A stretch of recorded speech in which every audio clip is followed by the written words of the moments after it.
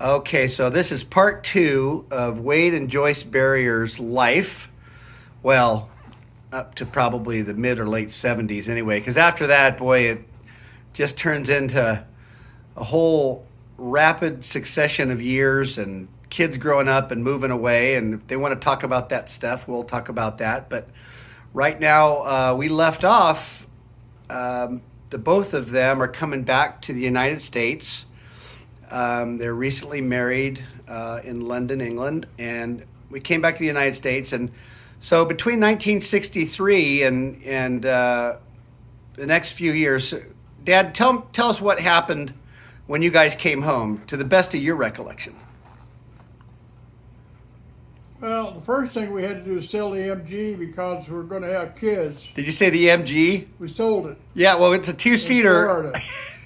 You flew it home?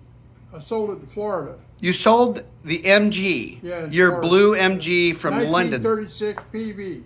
Okay, so you had modern a Ford engine in it. okay, so you had that in London and you had it Bought shipped a over to the States. 1957 Ford station wagon. Hang on, I'm trying to get some clarification here. Oh, You had that MG shipped over from London. yes. Oh, Yeah. well, see, there's another tidbit I didn't know.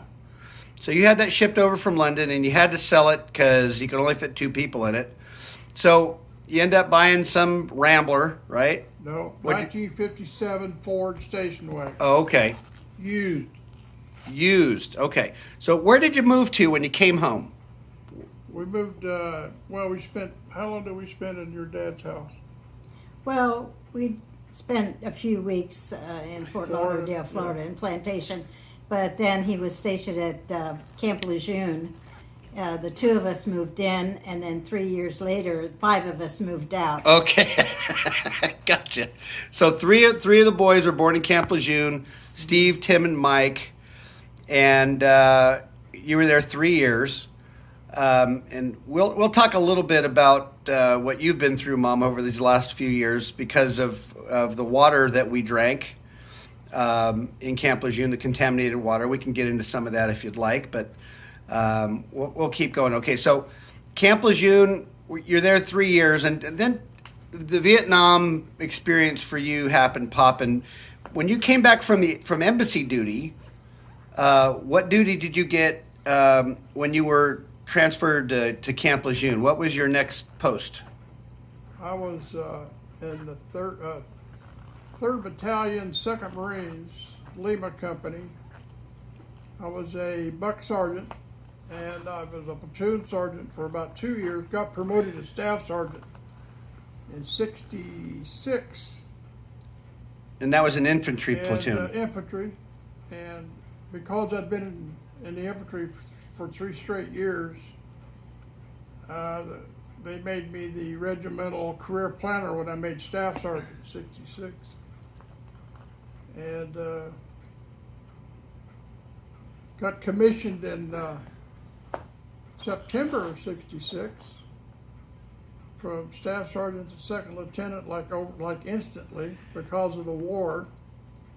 The Marine Corps went from 175,000 to about 375,000 overnight. They couldn't command the thing, so they commissioned 3,500 staff NCOs one day. And they call those Mustang officers, right? Mustang officers. So you said that the fleet force grew that big because of the draft? Well, because of the demand on manpower in Vietnam. Yeah, so they drafted X amount into the Marine Corps as well. Marine Corps started drafting and did so for about 3 or 4 years. And so you know you're going to Vietnam, right? That's a foregone conclusion, correct? As soon as they made you a second lieutenant. I got a set of orders in one hand and a commission in the other. And so you'd been preparing for the war. You'd already been in the Marine Corps about 10 years, correct? 9. 9 years. So you're already kind of one of the older guys probably to be sent over there, and by far a pretty old second lieutenant, correct? Yeah, probably 6 years older than the average second lieutenant, yeah. Okay. So, Mom, he's going off to Vietnam. You know it's coming, right? And when he comes home and says, hey, I just got this commission, you really knew it was on. And tell me how you felt.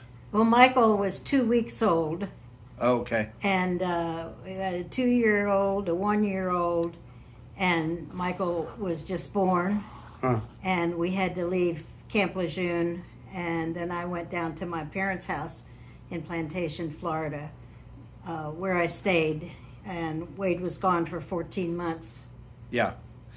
Now, Dad, did you, right after that commission, you got deployed quickly after, correct? I'm sorry? After your after your commission was given to you or awarded to you, you got almost instantly deployed to Vietnam, correct? 30 days. 30 days, and you Yeah. were. Now, did you take a ship over? Or did you fly over? Well, we flew over 707. Okay. I don't recall out of Miami, I guess. Did we fly out of Miami? I can't recall where we flew from. Right. But we flew to Hawaii, and then from Hawaii to Da Nang. Directly into Da Nang. Okay. Because you pretty much operated out of Da Nang, correct? That's where I occasionally took a shower, yes. Yes. Okay, gotcha. So you're now in country, and I know you told me this story about rolling your ankle over. Tell me about that story. What? You rolled your ankle right when you got Camp Pendleton and Staging Battalion, before we went over to Vietnam, I was running one night from the officers club in the dark, and the road curved. There were no street lights, and I didn't see it curve, and I stepped into a concrete culvert with my left foot, and rolled my ankle really bad. So I went to Vietnam basically crippled, just hobbling around on rolled ankles don't go away quick. But I didn't tell anybody I had a rolled ankle. So my first month and a half in the bush was real agony, because I'm carrying a 110-pound pack up really steep slopes and slippery. Just agony, really, for about a month and a half. right. So you're going through this Vietnam experience, and I know one of the things you told me, I asked what was the worst part of the war. I asked you this one time, and you said you were wet all the time. Do you remember Wet telling with me that? Wet in the summer, Yeah. and wet with rain in the winter. Right. And so basically, Monsoon season. yeah. So your clothes basically just rotted right off your body, no matter what time of year it was. Humidity was basically 100% constantly. So Sure. Explain what you did over in Vietnam. That you were in I was recon. with 1st Reconnaissance Battalion, Company B. I was the platoon commander of the 1st Platoon, Bravo 1, for a year. And many war stories later.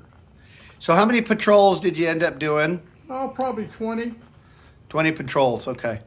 And you operated with just 5-man fire team? No, I had a 21-man platoon. We had 2 teams, 10 men to the team. But I only went out with 6 or 7 guys. Okay. But I went on every patrol. So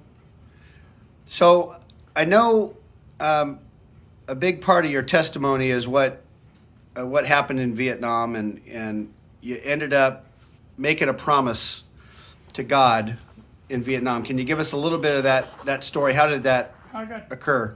I've been in combat about a year, and I hadn't thought about God one time until this particular day. We got trapped on a landing zone, little tiny landing zone. And when I got to the landing zone, I got a coded radio message that said, "You've been extended for 24 hours." Well, the enemy knew exactly where I was. I had the low ground, he had the high ground. Choppers could not come and get us. They were diverted to a more important mission. So basically, as the sun was going down this particular day, I found myself praying. I said, "Lord, if you let me out of this one, I will be your man." I just kept on about what I was doing and forgot about the prayer. But the miracle, the next morning, I'd put two or three hand grenades coming down this little trail, tripwired them to give me a little heads up if the enemy approached. The middle hand grenade went off. This is about 6 o'clock in the morning. And way off in the distance before that grenade went off, we actually heard 4 helicopters lift off from Da Nang at 35 miles away. Very still morning. Sun was just coming up, kind of a gray morning. When the hand grenade went off, my corpsman, who was kind of a bloodthirsty guy anyway, said, I got a blood trail. And I said, get back in here as soon as, so when we heard the chopper, the grenade went off, and he said, I've got a blood trail, and I said, get back in this harbor site. That's about 15 seconds, the helicopters were there. And it was such a subtle thing, I didn't recall it, I didn't really think about it. About 8 years later, I was sitting around looking at that whole scene, and it dawned on me that those helicopters, 4 helicopters, flew 35 miles in 15 seconds, which is physically impossible. Otherwise, you would not be looking at this